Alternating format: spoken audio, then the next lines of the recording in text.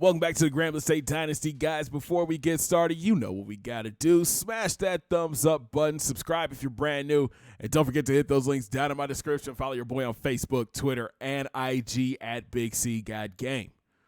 Well, our Tigers moved to 5-0 after an historic showing against the Southern University Jaguars. 91 points in a game. That is the most points ever scored by Grambling State University. Check out the stats: 21 in the first, 42 in the second, 21 in the third, then 7 in the fourth. Now, I know a lot of you guys are going to be like, this is ridiculous, 91 points. I'm going to start off by saying this now. I tried not to score. I really did. I had the shoot clock on. I was running the ball. They could not stop our team, man. Taking a look at the stats from the game, Cody Walker finished 17 of 23 for 256, 3 touchdowns, 3 interceptions. The 3 interceptions, he was just forcing the ball, trying to get it to Antonio Walker, and he just got picked off.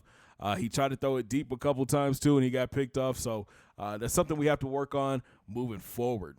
On the ground, kind of a quiet day, man. Pierre Jackson finished with 17 carries for 103 yards and 3 scores. Cody chipped in with 11 carries for 93 yards and 2 touchdowns. Easley and Cleanup had 6 carries for 52 yards. Only 103 yards on the ground for Pierre. It's because our defense and special teams and the passing game, they were all scoring. So he didn't get as many touches as he normally does, and we pulled him in the second half. Now, out wide, Tim Clark led the way with 4 grabs for 68 yards. Bobby Smith had 4 catches for 54 yards and a touchdown. Mike Harper, 3 catches for 57 yards and a score. Antonio Walker only had 2 catches this game. Kevin Easley had a touchdown, and our fullback Hawkins had a touchdown, man. In all, Cody connected with 8 different wide receivers and threw 4 touchdowns to 4 different guys. Now, where Grambling shined this week was on defense. Nick Sellers led the way with 5 tackles and 3 sacks. Shout out to Caleb Causey. He had 2 tackles, which were both sacks. Dan Bird had a sack in the game. Marcus Jones had a sack in the game. In all, 7 sacks for the defense. And interception-wise, everybody had an interception. A total of 8 interceptions for the G-men, starting with Aaron Wilkinson, Andrew Benson, Brian Chase. Ken Johnson had a pick 6. Travis Haley had 2 interceptions. Brent Stovall had a pick 6. I think that's it. Nope. And then Manning had an interception. Just a dominating performance by our G-men. And on special teams, we finally got a kickoff taken back to the house, but it wasn't from Eric Rogers. It was Eldon O'Connor, our 3rd-string running back. He took a kickoff back 96 yards, an impressive return, too. That leads me to a question. You guys answer this down in the comments. Should we move O'Connor to kickoff return because Eric Rogers is seeing time at corner? I feel like he gets tired because we do run a lot of dime and nickel defense. So Rogers looks tired after playing defense and having to return a kick. So let me know down in the comments what you guys think. On punt returns, Rogers had one. He took back 46 yards and got it down to like the 3-yard line. That was his best return so far this season. Same thing. Do we keep Eric Rogers as our kickoff and punt returner, or do we put Eldon O'Connor back there? Taking a look at the stats from the game, it was actually close in first downs, 22-20. Total offense, Grambling State just dominated. Southern did outthrow Grambling almost 400 yards passing for Southern. That's just because in the second half, that's all they did. I think they ran the ball like a handful of times in the second half. But our defense clamped down. Look at this, man. 2 of 14 on 3rd down. And then 1 of 2. They scored a touchdown and kicked 2 field goals inside the red zone. We forced 8 turnovers in this game, and Grambling State held the ball for 16 minutes. Again, we tried not to score. We actually punted on 2nd down. They just could not stop us. So taking a look at the standings, starting off with the coaches poll, and Grambling State falls out of 1st place. The Ohio State moves up a spot to number 1 after beating number 9 Wisconsin 38-31.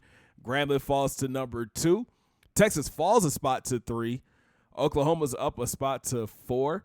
Penn State's up 2 spots to 5. Florida jumps up 2 spots to 6. BYU up 2 spots to 7. Army's up 2 spots to 8. Wisconsin with 2 losses drops 3 spots to 9. And then Oklahoma State is up 5 spots to 10. Taking a look at the media poll, and it's the same thing. Ohio State is your new number 1 team in the country. Grambling State falls to 2. Texas falls to 3. Florida's up 2 spots to 4. Oklahoma's up 3 spots to 5. Penn State's up 3 spots to 6. BYU jumps up 3 spots to 7. Army's up 4 spots to 8. Again, Wisconsin still in the top 10 with 2 losses. They're at 9. And Mississippi State's up 4 spots to 10. So we are in a bye week. That means we can take a look at recruiting. If you missed the recruiting special, look at the eye in the sky, hit that so you can get a breakdown of every player that's on our board. Taking a look at the top of the board, Brant Smith. We're trailing Ohio State and Notre Dame for him. He will be on campus. I believe it is week 9. So we're looking forward to having him on campus then. Free safety Cedric Turner, the hard hitter, man. We're behind LSU right now. And I believe he will be on campus week 8. So we're excited to see him on campus in a couple weeks. 5-star wideout Kareem Bowser. We are trailing Arkansas right now. He will be on campus in week 8 as well. That would be his first official visit of the season. We have added a tight end to our board. This is 6'6", 237-pounder Mike Robinson from University Heights, Virginia. He's the number 5 tight end in the class, and he's a receiving tight end. He's a big boy, man. We're excited to get him here. He's got 81 speed, 82 catching, 81 spec catch, 77 catch in traffic, and 78 route running. We are looking for more tight ends who can go out and catch the ball. We do have Hicks. We do have Tim Clark. But I think Mike Robinson would make another great addition to that group. We're in a battle for 4-star tackle Justin Wheatley. Mississippi State and Wisconsin are ahead of us, but we're still fighting. Another offensive lineman we have our eye on is Thad White, the guard from Mercedes, Texas. We're behind Kentucky right now, but the race is getting closer. The race is also getting tight for middle linebacker Mike Jansen, the 6', 218-pound linebacker from Ohio. Right now, Cincinnati is in lead, followed by Navy, then GSU. And he's another one, man. He'll be on campus week 8. We're going to have a lot of great defensive players on campus during week 8. Our lead is growing for punter Derek McBride. He's a 78 overall punter from Fairfield, California, the number 11 punter in the country. Strong legs, 82 kick power. The accuracy's at 74. We're losing a punter this year, so it'll be good to replace him. Moving quickly down the board, we're in the lead for Ruben Brown, the athlete from Texas. Same can be said for the big fella Corey Banks from Mississippi. He's 6'4", 294, man. He's going to be a great defensive tackle. We're ahead of Arkansas State right now. We're in a battle for DN Will Jude. He's 6'2", 229. BYU is in the lead, but we're going to add more points here. That way we can catch back up. We do have another outside linebacker on the board. This is Ryan Mills. He's 6'3", 242, the number 3 outside linebacker from Brownsville, Florida. We're trailing Ole Miss right now. This kid's he's got decent traits, man. 79 speed. His tackling needs some work. He's got great hit power, but I'm impressed with his zone coverage. He could be somebody we could come in and, cover a tight end for us or a running back out of the backfield. It's a tight race for D tackle Charles Rogers. Ohio State is in the lead, but we are right there behind them. Hopefully we can get him on campus soon to get him in for a tour. Our lead is growing for athlete J.J. Rouse from Texas, the 6'1", 200-pounder. Has Grambling State in the lead, but Ohio State and Michigan are not too far behind. And it's an early race for Chris Bobo, the number 5 defensive end from Missouri. He's 6'3", 240. We're looking for more pass rush, and this guy could do it. Then we have a couple of new guys on the board. This is Joe May. He's a 6', 189-pound athlete from Missouri.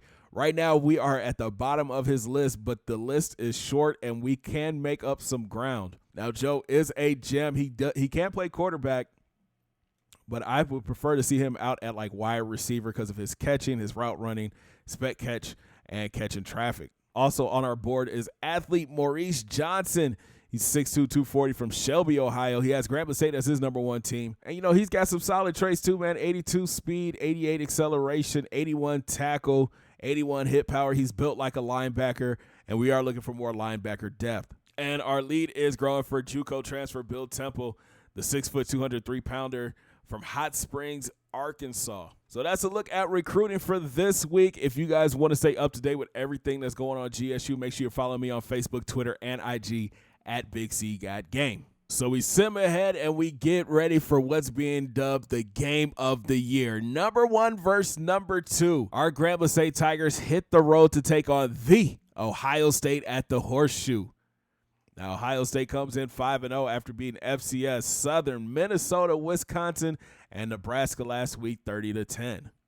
The Buckeyes are led by junior redshirt quarterback Alex Oliver. He's thrown for 971 yards, 8 touchdowns, and 4 interceptions. Let's take a look at him. He is a semi-mobile quarterback, 72 speed, 77 acceleration, but that arm talent is something special. 91 throw power, 99 accuracy.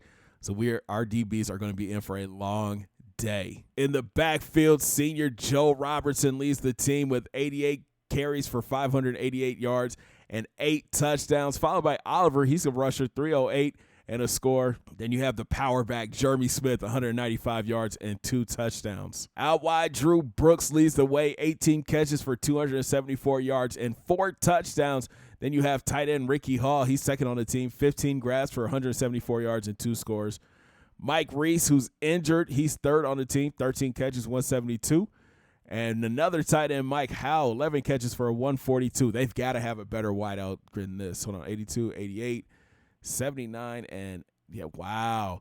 So our DBs might have an edge against these wide receivers. It should be interesting to see how they're going to match up. On defense, Marion Cox leads the way with 34 tackles and 3 sacks, but he is injured. Middle linebacker Alex Atkins is second on the team, 26 tackles.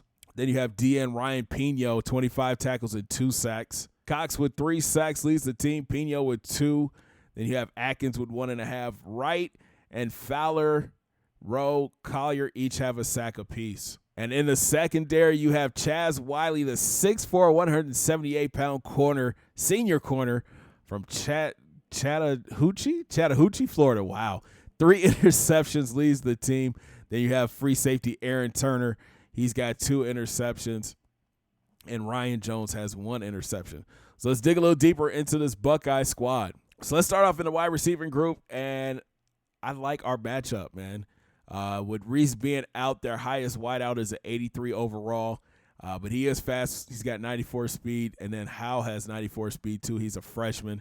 I like our matchup. I like our secondary against their wide receivers. So they have a redshirt freshman and Chad Garcia starting at left tackle. He's an 83 overall. They are stacked at left guard, led by Will Hodges. He's an 88 overall. And then his backup is an 87 overall. Up the middle, Cliff Martin is a 92 overall at center, and he's only a junior. At right guard, Patrick Young is hurt, but he's an 88 overall. I wonder if they're going to slide their backup left guard over to starting right guard. And at right tackle, Jordan Newberry is a stud. He's a 92 overall. Taking a look at their defense, Ryan Pino is an 84 overall with decent speed, 77 speed. At right end, you have Andrew Rowe. He's an 83 overall with 75 speed. Up the middle, you have 2 big bodies. Mark Wright, he's 6'2", 302.